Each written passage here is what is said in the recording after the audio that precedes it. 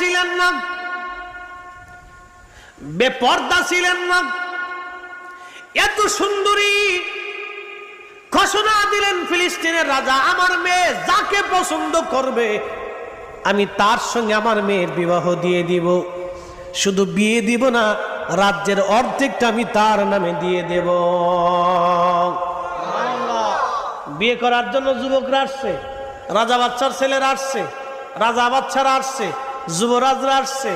40 দিন পর্যন্ত হাজরতে আম্মাজান সারা দেখতেছেন, কিন্তু কোন যুবক খুঁজে পান না।